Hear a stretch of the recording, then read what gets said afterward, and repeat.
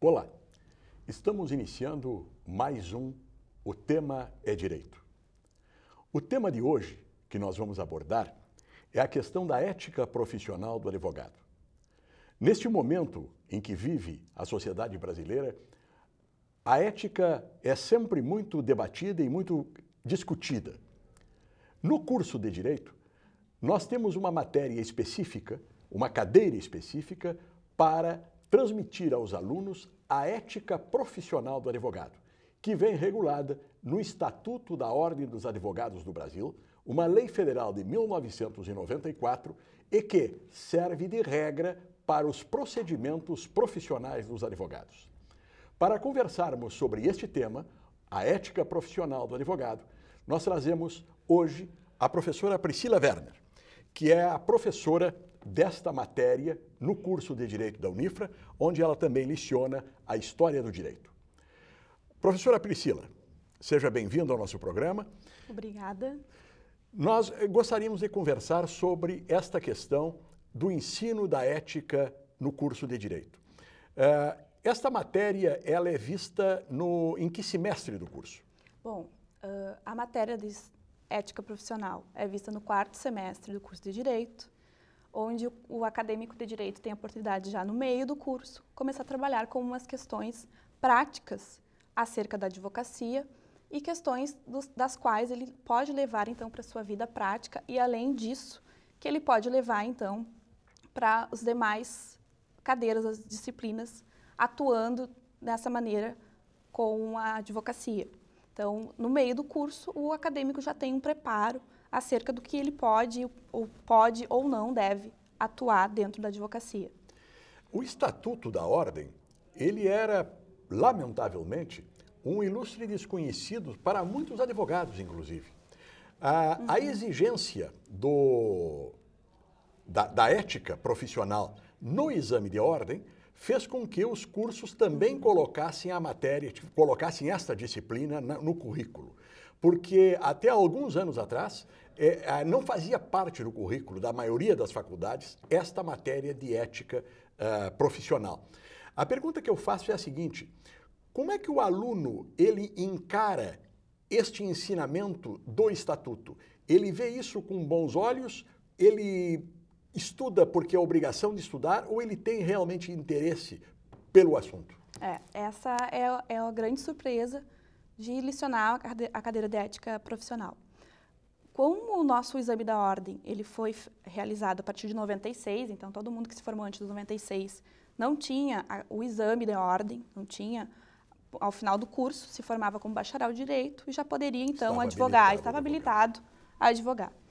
A partir de 96, justamente com a inserção do exame de ordem e principalmente todas as faculdades tiveram que remodelar os seus currículos e inserir a cadeira de ética profissional, ocorre que os estudantes, quando nós estamos na aula e falando as questões importantes do Estatuto, ele se surpreende por quê e como se formava em Direito e não tinha conhecimento do seu Estatuto, do Código de Ética, do Regulamento Geral.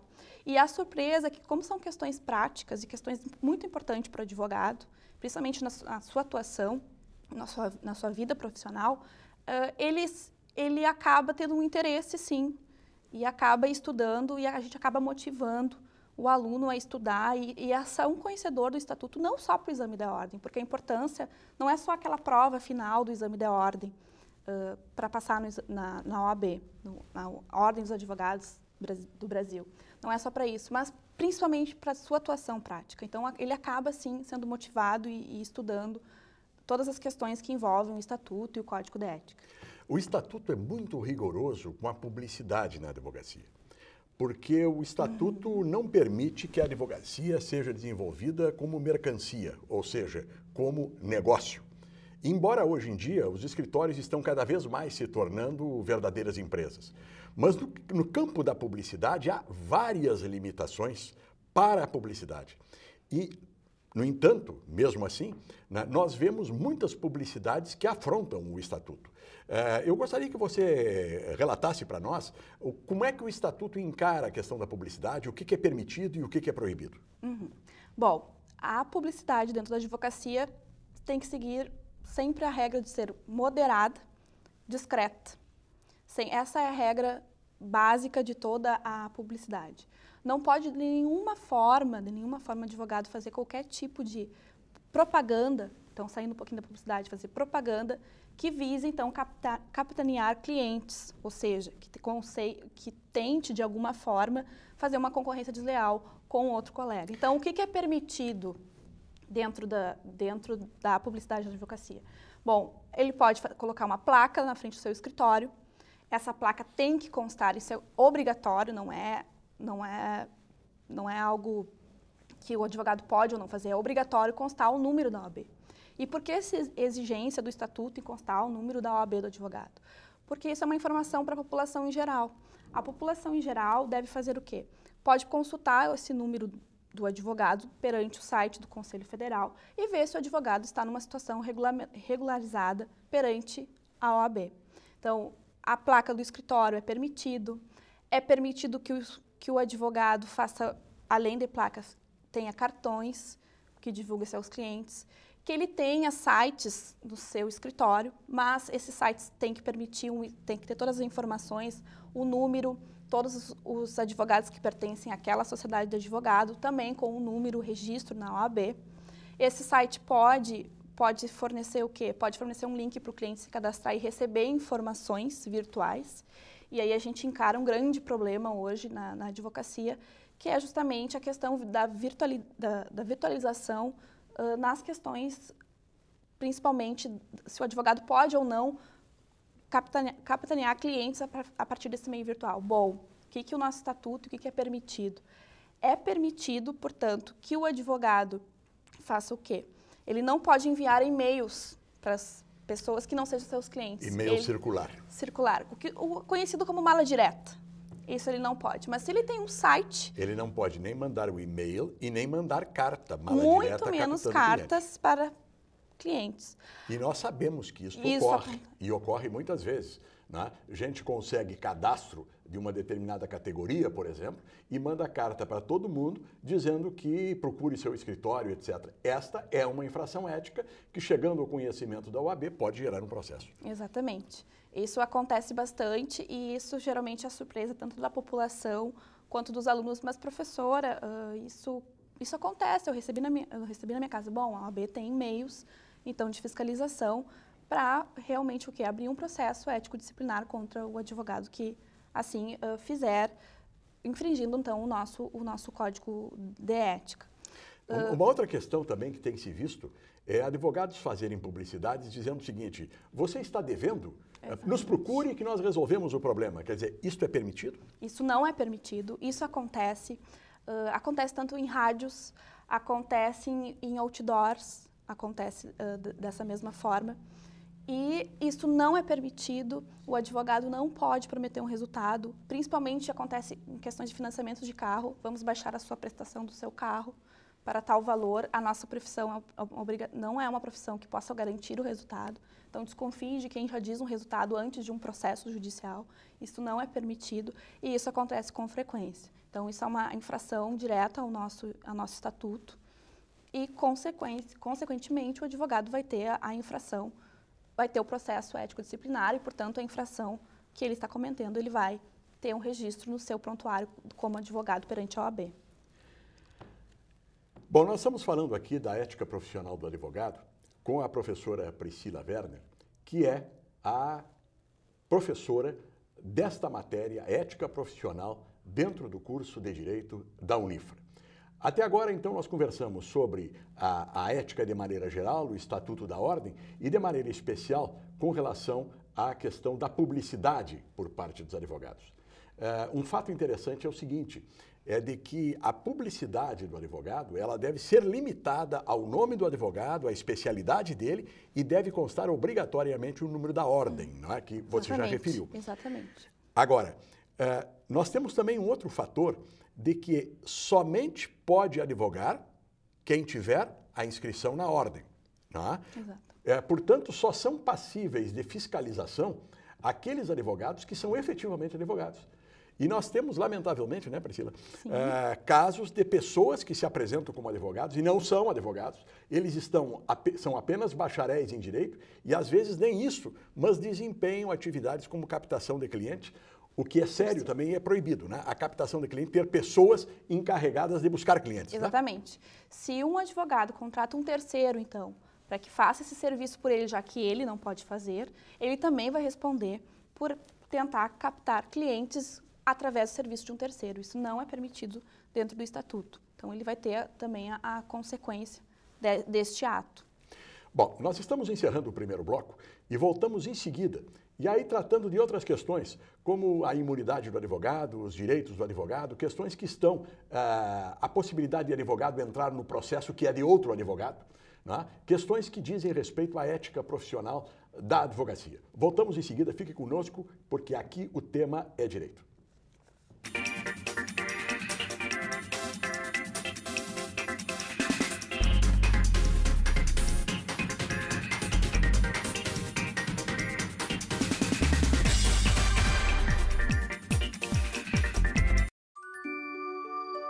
Existe um lugar onde eu me sinto muito feliz, porque eu brinco, dou risada, aprendo coisas novas e tenho um monte de amiguinhos. Alguns contos de fadas são reais e precisam de você para traçar um final feliz. Entre em contato conosco e saiba como ajudar.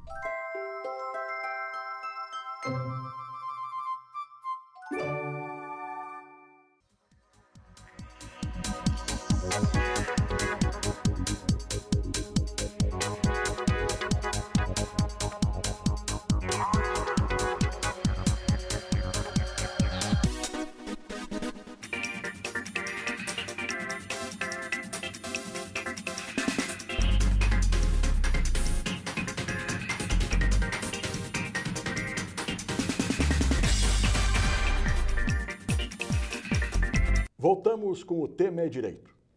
O Tema é Direito é um programa do curso de Direito da Unifra que visa trazer à população de Santa Maria e, em especial, aos alunos e professores do curso da Universidade Franciscana, a ideia de questões, temas interessantes do direito que precisam ser melhor debatidas, melhor conversadas para o entendimento das pessoas leigas. O assunto de hoje é a ética profissional do advogado. E para tratar deste tema, nós estamos aqui contando com a honrosa presença da professora Priscila Werner, que é a professora desta matéria, a ética profissional do advogado, no 4º semestre do curso de Direito. Antes, lembrando que o nosso programa ele vai ao ar às terças-feiras, às 11 horas da manhã, e tem uma reprise à noite, às 0 hora de quarta-feira. Então, terça-feira, às 11 horas, e às 24 da terça-feira ou às 0 hora da quarta-feira, ele é reprisado. Professora Priscila, voltando então à nossa questão. Um fato que é bastante comum é o cliente ter um advogado e lá pelas tantas ele acha que o processo dele não está andando, que o processo dele está devagar, que o advogado não está atendendo ele direito, e ele vai procurar outro advogado. E levar para esse outro advogado uma questão que um colega vinha acompanhando. Como é que esse advogado que recebe esta pessoa, que tem um processo em andamento, deve proceder do ponto de vista moral e ético diante dessa questão? Essa é uma questão muito frequente, muito relevante dentro da advocacia. Bom, o nosso Código de Ética, e não o Estatuto, o Código de Ética, estabelece uma regra exatamente como o advogado, esse que recebe, então, um novo cliente, deve proceder. O que o nosso Código de Ética estabelece? O nosso Código de Ética estabelece o seguinte, que o advogado, então, que está recebendo esse novo cliente, deve informar o cliente que ele tem que procurar o advogado anterior, acertar, por acaso, se tiver algum honorário advocatício, ou seja, algum pagamento feito ao advogado anterior, se tiver algum pagamento, e além disso, o que é mais importante, esse advogado tem que fazer o quê? Uma renúncia ao seu mandato anterior. O seu mandato significa procuração, nada mais é que autorização para o advogado defender o cliente naquele processo. Somente assim o novo advogado pode, então, fazer o quê? Assumir aquele processo, tanto do ponto de vista ético e moral.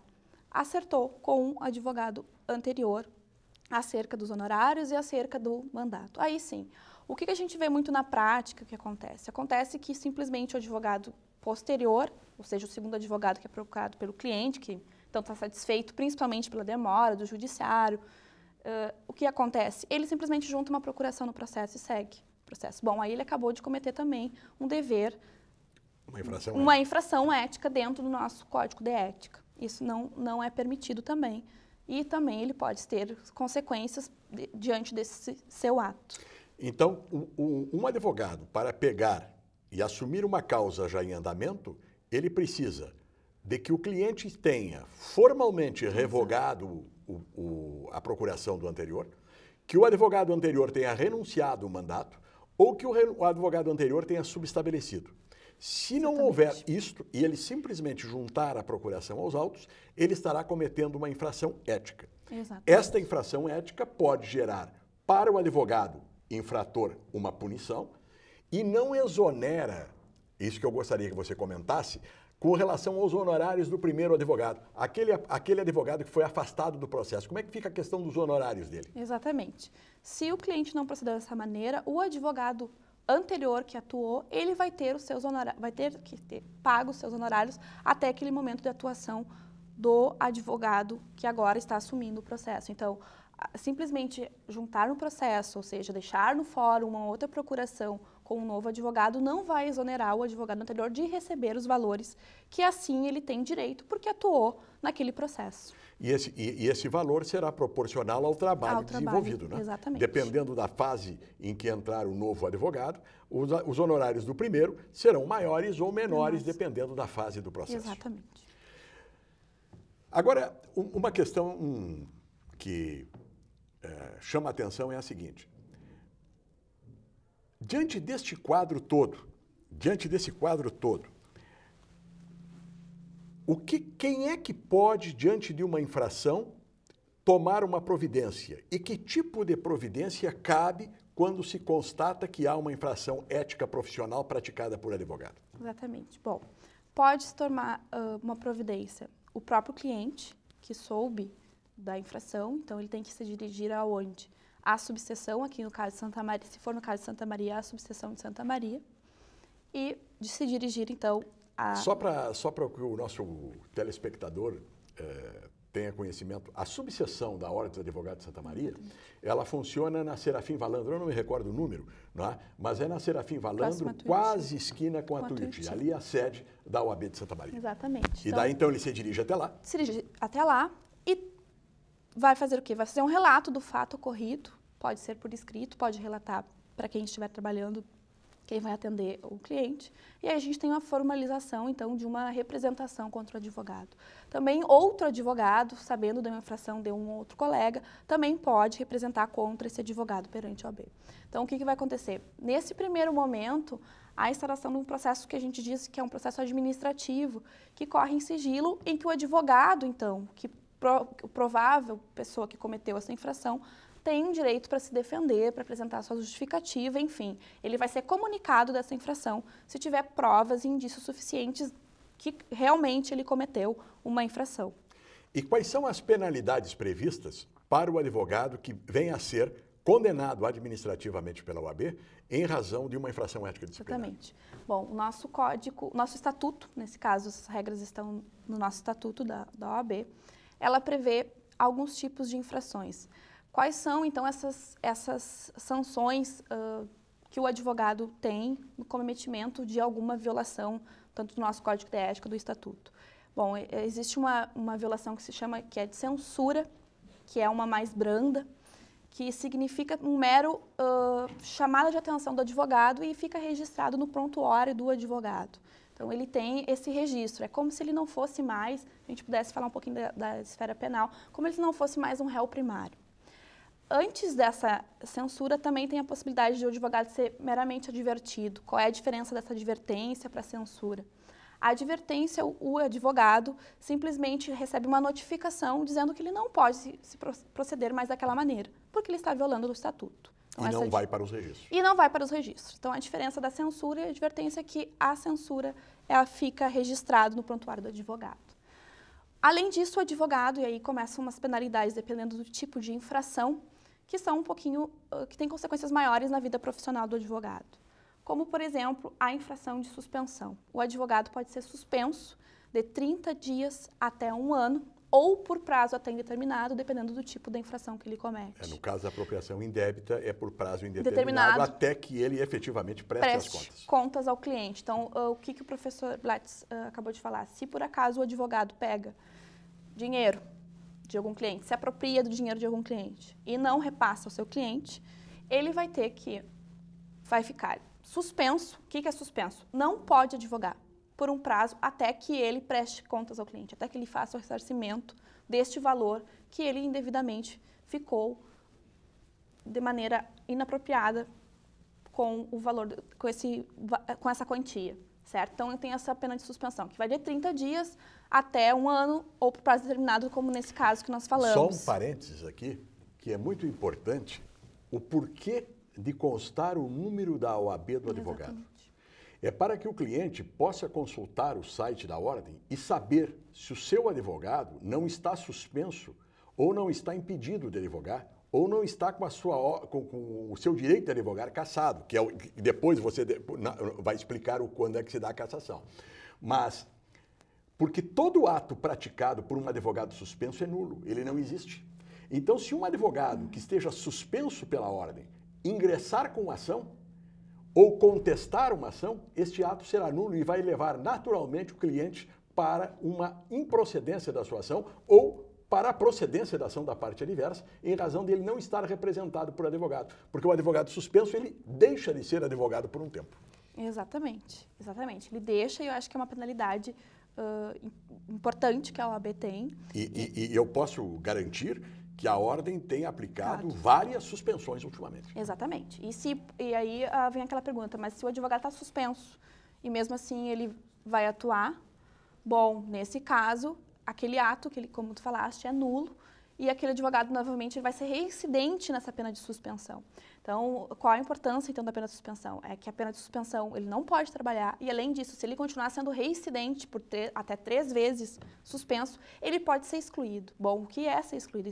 A exclusão do advogado é a sanção máxima que tem dentro do nosso estatuto.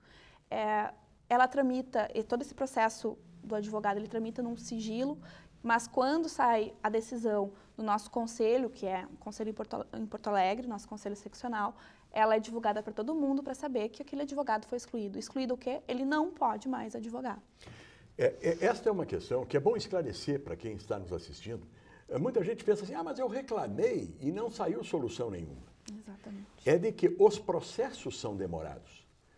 Não quer dizer que a pessoa fez a reclamação e o advogado será punido imediatamente. Não, porque há um processo disso. Há oportunidade de defesa do advogado, há o julgamento, há possibilidade de recurso e muitas vezes esse recurso termina indo para o Conselho Federal da Ordem, que é em Brasília. Então, às vezes, a tramitação do processo não atende à expectativa da população que pensa que as coisas todas dão em nada. Exatamente. E tem a questão que o processo, até a nossa segunda instância administrativa, que é Porto Alegre, que é o nosso Conselho Seccional, ele é em sigilo, ele não vai ser divulgado. Então, a gente não sabe qual advogado está sendo processado e o porquê que ele está sendo processado, a não ser quem ofereceu a representação e o próprio advogado que está sendo comunicado. Então, a decisão só sai a partir do Conselho Seccional e depois ainda o advogado pode recorrer para o Conselho Federal, que é em Brasília. Então, além da questão do tempo que o advogado é processado, que tem o trâmite do processo, que ele vai se defender, vai apresentar provas, a parte que fez a representação da mesma forma, respeitando sempre o nosso contraditório ampla defesa, que são os princípios maiores do nosso Estado Democrático de Direito, ou seja, da nossa Constituição Federal. Todo mundo tem direito a um processo e que se respeite a ampla defesa e o contraditório. Além disso, ele tem essa demora e tem o sigilo. Então, tudo isso faz com que se tenha uma sensação de que está sendo impune, mas não. Existem os meios, sim, que os advogados vão ser punidos e, sim, eles estão sendo excluídos. A gente sabe de casos que já foram advogados em Santa Maria no passado, que foram excluídos dos quadros da OAB. Nós estamos chegando ao fim do nosso tempo, então, para nós encerrarmos o programa, eu perguntaria assim, o Estatuto da Ordem e o Código de Ética em especial, Porque agora nós falamos só de infrações. Ele também traz direitos para os advogados, né? Sim. Tá? Então, rapidamente, antes de nós encerrarmos o bloco, sobre a imunidade do advogado e a igualdade do advogado perante juiz promotor e perante juiz e promotor. Sim. Bom, a Constituição também, tanto o Estatuto prevê o quê? Que existe uma igualdade no tratamento e nas relações entre juiz, promotor, órgão então, do Ministério Público e o advogado. Existe o quê? Uma igualdade no tratamento entre eles.